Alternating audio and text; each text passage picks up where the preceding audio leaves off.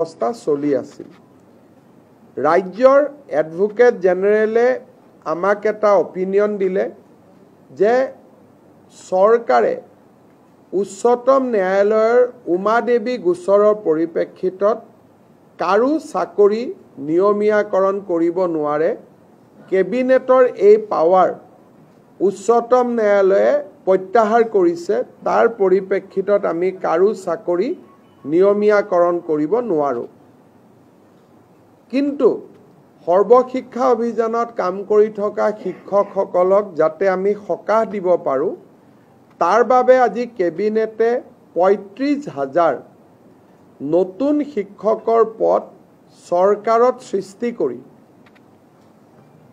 SSৰ শিক্ষকসকলৰ বাবে এটা স্পেচিয়েল ৰিক্ৰুটমেণ্ট ড্ৰাইভ কৰিব খুজিছে। অৰ্থাৎ এই বিশেষ ৩৫,০০০ পোষ্টত অকল SSত কাম কৰি থকা শিক্ষকসকলেহে আবেদন কৰিব পাৰিব আৰু বাকী নিয়মীয়া যিবিলাক পোষ্ট তাত ফ্ৰেছ কেণ্ডিডেটবিলাকে আবেদন কৰিব পাৰিব। এই ৩৫,০০০ শিক্ষকে SSৰ পৰা আহি চৰকাৰত সোমোৱাৰ লগে লগে সৰ্বশিক্ষা অভিযানত ৩৫,০০০ পোষ্ট বিলুপ্তি হ'ব। অৰ্থাৎ সৰ্বশিক্ষা অভিযানৰ ৩৫,০০০ শিক্ষকে স্পেচিয়েল ৰিক্ৰুটমেণ্টৰ বাবে চৰকাৰত আবেদন কৰিব। চৰকাৰে তেওঁলোকৰ কাগজ পত্ৰ চোৱাৰ পিছত তেওঁলোকক নিয়োগৰ সুবিধা কৰি দিব চৰকাৰত, য'ত NPS পাব, চৰকাৰৰ পে স্কেল পাব, ইনক্ৰিমেণ্ট পাব, গোটেইবোৰ পাব।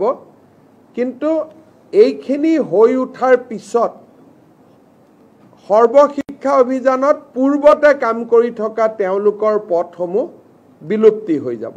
অৰ্থাৎ আমি ৰেগুলাৰাইজেশ্যন কৰিব নোৱাৰাৰ বাবে আমি স্পেচিয়েল ৰিক্ৰুটমেণ্ট ড্ৰাইভ সৰ্বশিক্ষা অভিযানৰ শিক্ষকসকলৰ বাবে কৰিব খুজিছোঁ।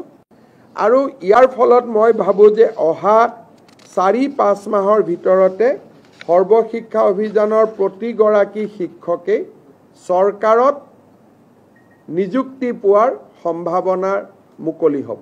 আজিও তেওঁলোকে ৰেগুলাৰ ৰিক্ৰুটমেণ্ট ড্ৰাইভত কিছুমান তেওঁলোকে ৰেগুলাৰাইজ হৈ থাকে, কিন্তু এইটো তেওঁলোকৰ কাৰণে হোলচেল কৰা হ'ব। সেইকাৰণে আমাৰ ৩৫,০০০ শিক্ষকে চৰকাৰত সোমাবলৈ এটা সুবিধা